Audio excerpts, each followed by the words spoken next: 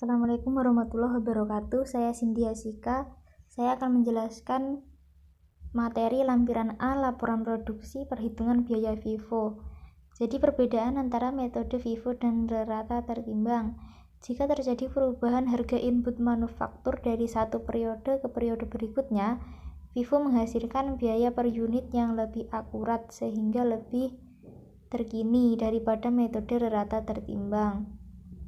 Kemudian lanjut ke contoh metode FIFO. Di sini dapat diketahui produksinya unit dalam proses sejumlah sekian, unit yang terselesaikan dan ditransfer keluar sejumlah sekian, dan unit dalam proses sejumlah sekian. Kemudian biaya juga diketahui barang dalam proses 1 Juli sebanyak 3.525, biaya yang ditambahkan selama bulan berjalan sebanyak $10.125. Kemudian langkahnya menggunakan langkah 1, yaitu analisis aliran unit secara fisik.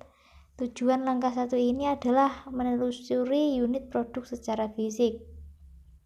Kemudian untuk laporannya ditunjukkan pada tampilan nomor 622 seperti ini. Kemudian dimasukkan unit untuk diperhitungkan, unit pada awal barangnya dalam prosesnya berapa, unit yang mulai dikerjakannya berapa, kemudian dijumlahkan, ketemunya jumlah unit untuk diperhitungkannya seperti itu. Kemudian unit yang telah diperhitungkan, unit yang mulai dikerjakan dan diselesaikannya arus fisiknya 30.000, unit setaranya 30.000,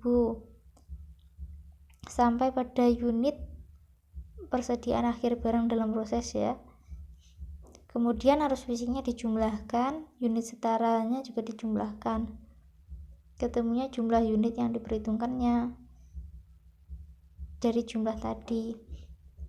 Kemudian untuk unit untuk diperhitungkan, persediaan awal barang dalam prosesnya berapa, yang muncul dalam bulan berjalan berapa, kemudian dijumlahkan.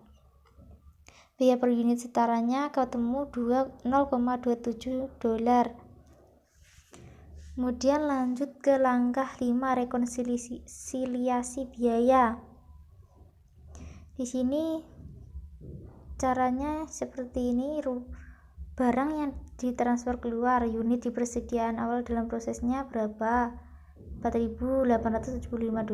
Unit yang mulai dikerjakan dan diselesaikan $8.100. Nah, kemudian barang di persediaan akhir barang dalam proses 675, kemudian dijumlahkan.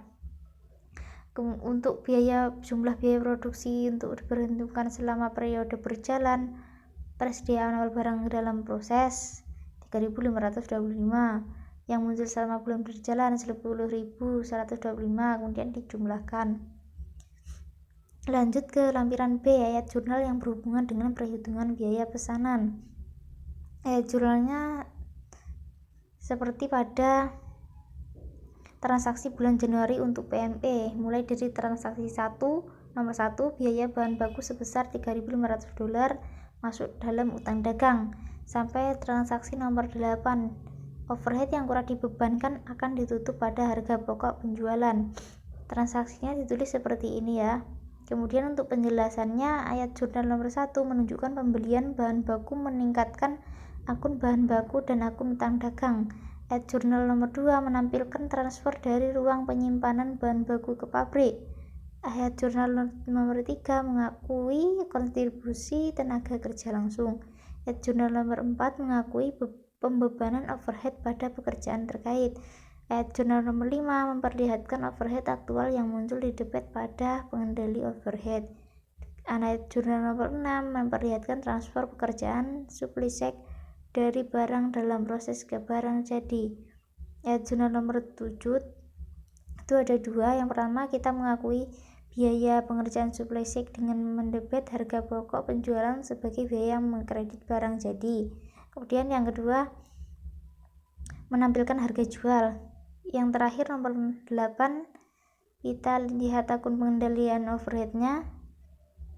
Akun tersebut memiliki debit $15 yang menunjukkan variansi overhead kurang kurang dibebankan sebesar $15.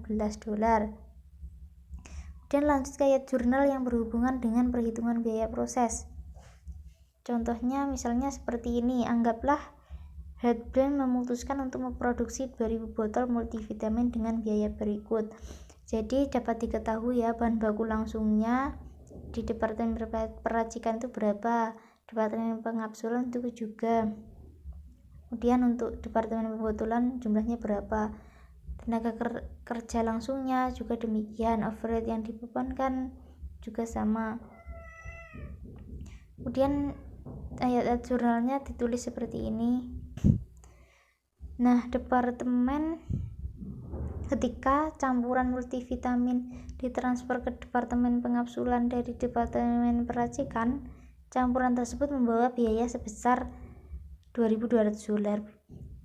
Nah, $2.200 ini dari $1.700 bahan baku ditambah $50 utang gaji ditambah $450 pengendali overhead. Selanjutnya,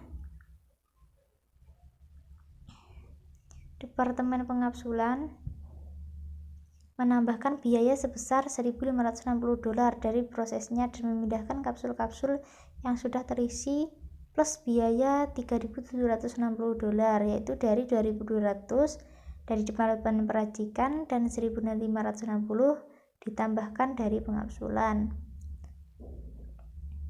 Jadi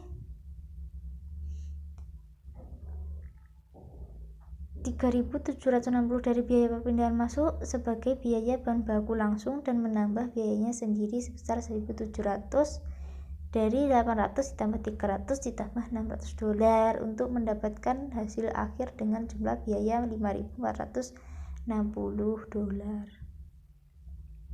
Kemudian ketika campuran ditransfer dari departemen peracikan ke pengapsulan, ayat jurnalnya seperti ini ya, bisa dilihat juga dan dipahami.